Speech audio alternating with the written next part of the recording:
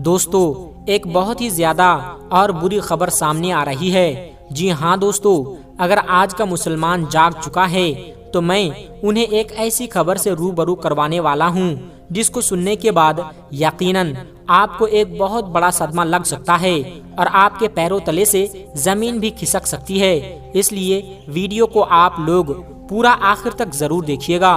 दोस्तों, चाहे आप हिंदू हो या मुसलमान हो, सिख हो या ईसाई हो, तमाम ही लोग इस वीडियो को देखने के बाद जितना ज्यादा हो सके उतना ज्यादा शेयर करें ताकि जो भी ख्वाजा गरीब नवाज के चाहने वाले हैं उन तक ये वीडियो पहुंच सके।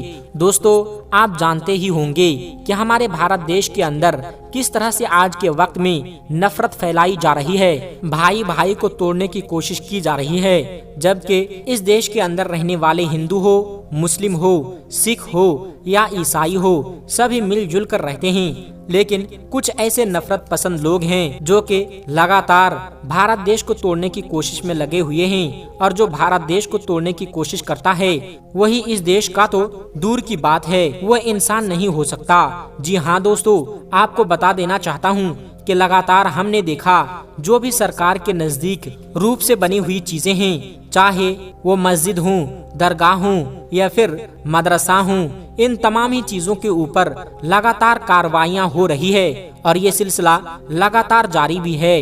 ऐसे में दोस्तों, आपको बता देना चाहता हूँ कि अब अजमेर दरगाह यानी ख्वाजा गरीब नवाज की बारगाह, ख्वाजा हिंद की दरगाह को लेकर भी एक बहुत ही ज्यादा अफसोसनाक खबर निकल कर आ रही है। नफरत पसंद लोग जो हैं वो अब बड़ी बड़ी बारगाहों को भी टारगेट करने लगे हैं। जैसा कि आपको बता देना चाहता हूँ कि महाराणा प्रताप उन्होंने राजस्थान के जो मुख्यमंत्री हैं उनको एक लेटर लिखा है और ये बात लिखी है ख्वाजा गरीब नवाज की दरगाह जांच होनी चाहिए, वहां पर भी मंदिर ही मिलेगा। जी हाँ दोस्तों, इस तरह का एक बहुत बड़ा दावा किया है, जबकि हम जानते हैं कि यह बारगाह सदियों पुरानी है और यहाँ से तमाम ही हिंदू, मुस्लिम, सिख और ईसाइयों की आस्था जुड़ी हुई है। सच्चाई ये भी है कि इस दरगाह में करीब 90% लोग जो हैं वो हिंदू जाते हैं और 10% लोग मुसलमान जाते हैं। लेकिन तमाम हिंदू जब यहाँ आ जाते हैं तो उनकी आस्था तो जुड़ी हुई है, साथ ही साथ उनकी मन्नतें मुरादें भी यहाँ पूरी होती है। लेकिन तमाम हिंदू जब यहाँ जाते हैं तो उनकी आस्था तो जुड़ी हुई है, साथ ही साथ उनकी मन्नतें मुरादें भी यहाँ पूरी होती है। इसलिए हर साल लाखों की तादाद में यहाँ पर गैर मुस्लिम पहुँचते हैं। लेकिन दोस्तों, अब इसी दरगाह को तोड़ने की कोशिश में अब कुछ नफरत पसंद लोग लग चुके हैं, लेकिन वो ये बात भूल गए हैं कि कुर्सी पर चाहे कोई भी बैठे, राजा तो मेरा ख्वाजा ही है। जी हाँ दोस्तों, ख्वाजा गरीब नवाज सरकार के बैठाए हुए ऊंट ना उठा सके तो ख्वाजा गरीब नवाज की बारगाह को वो कैसे उखाड़ सकते हैं। ऐसे में दोस्तों, चाहे लोग कितनी भी नफरत फैला लें, चाहे लोग कितनी भी कोशिशें कर ले, लेकिन इस देश को जो समझदार हिंदू हैं या समझदार मुसलमान हैं वो कभी भी ऐसी चीज होने नहीं देंगे। यकीनन दोस्तों, ऐसे वक्त में आपको अमन व अमान और भाईचारा बना के रखना है, मोहब्बत का पैगाम देना है, और जो नफरत पसंद लोग हैं वो शोहरत के लिए और अपनी सीट को बचाए रखने के लिए ये तमाम चीजें कर रहे हैं। ऐसे में दोस्तों, हमें उन लोगों की बातों में नहीं आना है। वो चंद लोग हैं जो कि हर मजहब के अंदर पाए जाते हैं, चाहे वो हिंदू हो, मुस्लिम हो, सिख हो या ईसाई हो, हर मजहब के अंदर 2-4% ऐसे लोग जरूर होते हैं जो कि देश को तोड़ने की कोशिश में लगे हुए हैं। ऐसे लोग इंसान हो ही नहीं सकते, क्योंकि मजहब नहीं सिखाता आपस में बैर रखना।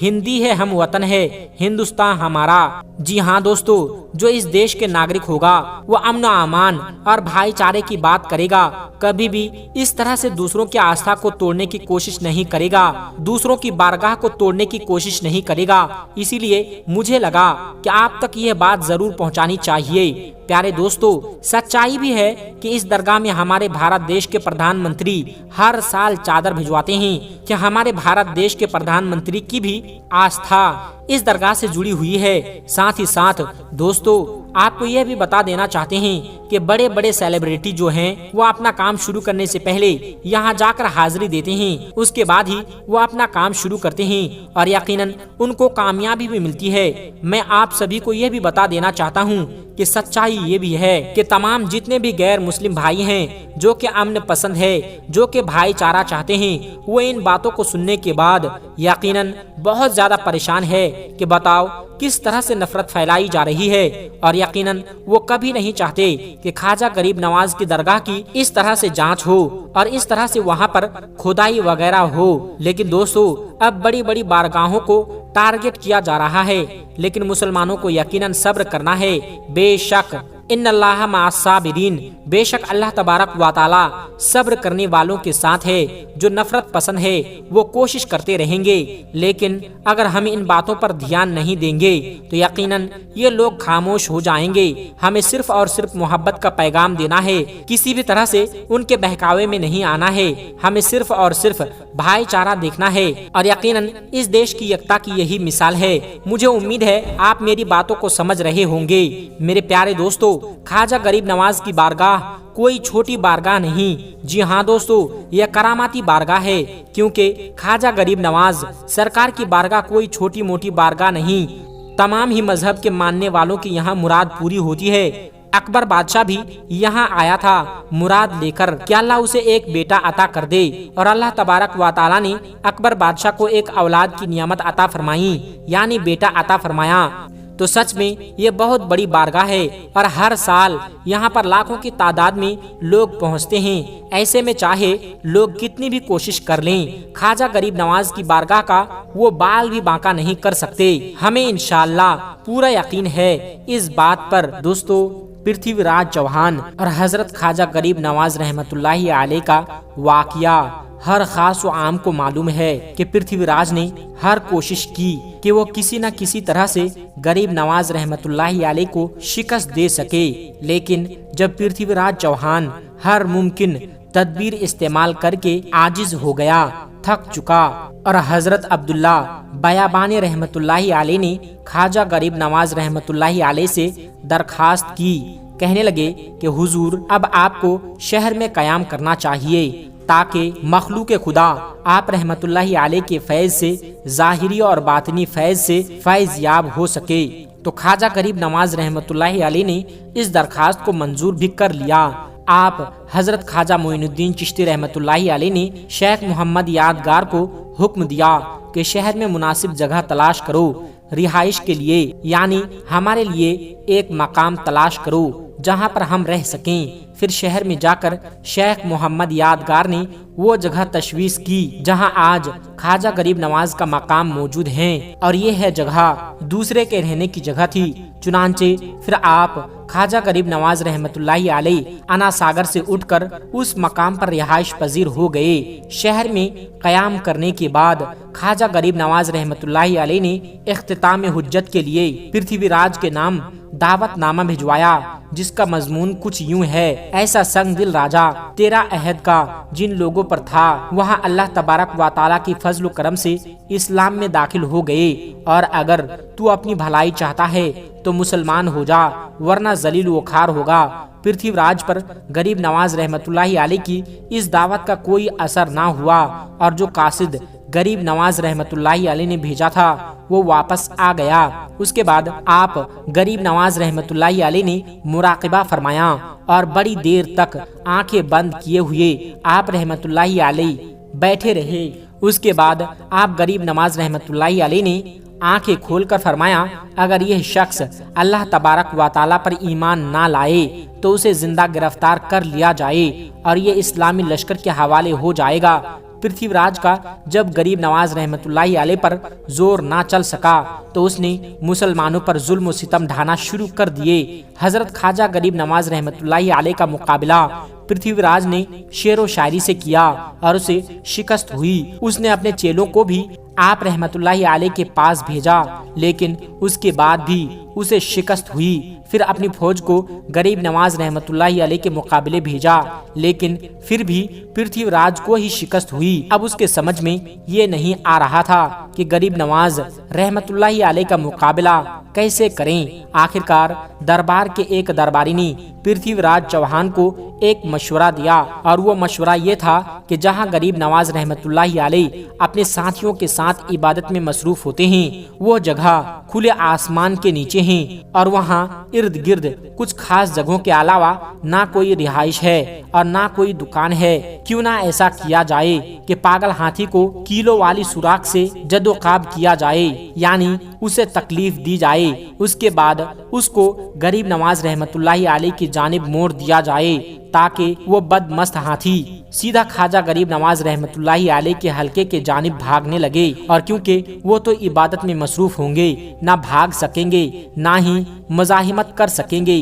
पृथ्वीराज को ये मशवरा बड़ा अच्छा लगा, और इस तरह गरीब नवाज रहमतुल्लाहि अलैह के चाहने वालों में से कोई बगावत ना कर सकेंगे, और यह हाथी का मामला एक हादसा मालूम होगा। चुनांचे फिर एक बहुत बदमस्त हाथी को पकड़कर जंगल से लाया गया, जो बिल्कुल पागल था, और कीलों वाली सुलह के साथ उस हाथी को चोटें दी गईं, और इस तरह उसे गरीब नवाज रहमतुल्लाहि अलैह के हलके के जानिब दौड़ाने का पूरा इंतजाम कर दिया गया। सबसे बड़ा खौफनाक और मनोवजनी हाथी यानी भारी हाथी गुस्से से भरा हुआ ख्वाजा गरीब नवाज रहमतुल्लाहि अलैह के हलके की जानिब दौड़ने लग गया, और उस हाथी के दौड़ने से जमीन भी थरथरा रही थी और गर्द उड़ रही थी, और वहाँ मौजूद इर्द गिर्द के लोग उस हाथी को दौड़ते हुए देख रहे थे, तो वो लोग दांतों तले उंगलियां दबाने लगे, और यह खतरनाक मंजर देख रहे थे कि तमाम मसाहिबीन और ख्वाजा गरीब नवाज रहमतुल्लाहि अलैह हाथी के पांव तले कुचले जाएंगे।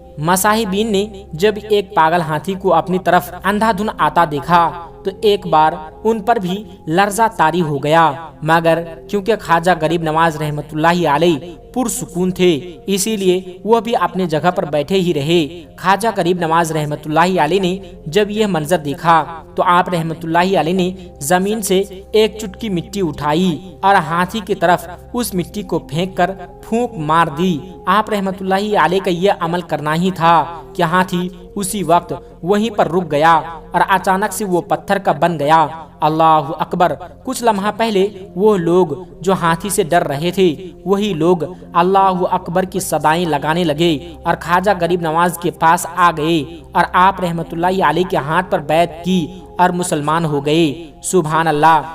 तो दोस्तों, ये थी ख्वाजा गरीब नवाज की जिंदा करामत, जिसे कि अभी आपने इस वीडियो में समाअत फरमाया कि जब भी आप रहमतुल्लाहि अलैह ने अपनी करामत का ज़ुहूर फरमाया, तो वो सिर्फ इसलिए जाहिर किया ताकि लोग आपकी करामत को देखकर राह हक इख्तियार कर लें। सुभान अल्लाह।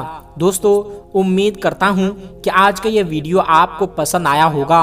वीडियो पसंद आए तो इस वीडियो को लाइक करके ज़्यादा से ज़्यादा शेयर करें। अल्लाह रब्बुल इज़्ज़त की बारगाह में दुआ है कि मौला हुजूर पाक सल्लल्लाहु अलैहि वसल्लम, अहले बैत और तमाम सहाबाए कराम और तमाम औलिया अल्लाह के वसीले से हम सबको मुकम्मल इश्क रसूल अता फरमाएं, हम सब के ईमान की हिफाजत अता फरमाएं, हम सबको नेक अमल करने की तौफीक अता फरमाएं। अल्लाह रब्बुल इज़्ज़त की बारगाह में दुआ है जितने भी लोग इस वीडियो को देख रहे हैं, अल्लाह तबारक व तआला उन सब की तमाम दिली जायज़ तमन्नाओं, आरजुओं, मुरादों को पूरा फरमाएं। जो लोग परेशान हैं उनकी तमाम परेशानियों को दूर फरमाएं। जो लोग कर्जदार हैं, अल्लाह तबारक व तआला उन्हें कर्ज से नजात अता फरमाएं। जो लोग बीमार हैं उन्हें मुकम्मल शिफाए कामिला अता फरमाएं। और जो लोग रोजी रोटी कारोबार के लिए परेशान हैं, अल्लाह तबारक व तआला उनकी गैबी मदद फरमाएं और उनके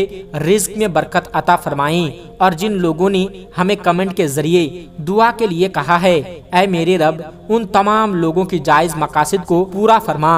आमीन सुम्मा आमीन। अजमेर शरीफ में हुई सांप की बारिश। अस्सलामु अलैकुम दोस्तों, अजमेर मुअल्ला में हुई सांप की बारिश। और दोस्तों, जब हो गई अजमेर शरीफ में सांप की बारिश, तो फिर क्या हुआ? और जब सांप की बारिश हुई तो इन सांपों ने क्या किया। दोस्तों, एक सनसनीखेज वीडियो आपके सामने रखने जा रहे हैं, उस धरती से जिस धरती के राजा महाराजा गरीब नवाज सरकार हैं। दोस्तों, ख्वाजा गरीब नवाज की दरगाह अजमेर मुअल्ला, और उस अजमेर मुअल्ला में जब हुई सांप की बारिश तो फिर क्या हुआ।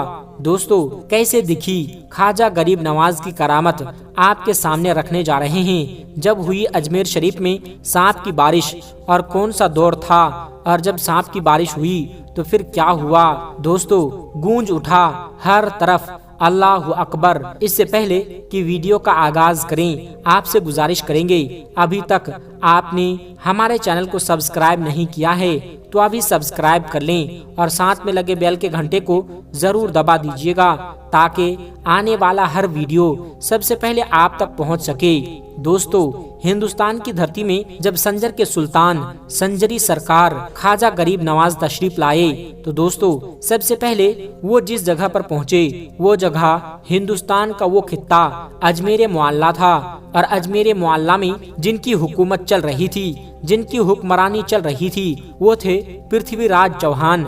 जब ख्वाजा गरीब नवाज हिंदुस्तान में आने के बाद जब उन्होंने दीन की दावत लोगों को देना शुरू की तो इस बात की भनक बादशाह को लगी। बादशाह ने ख्वाजा गरीब नवाज को अजमेर से निकालने का फैसला कर लिया।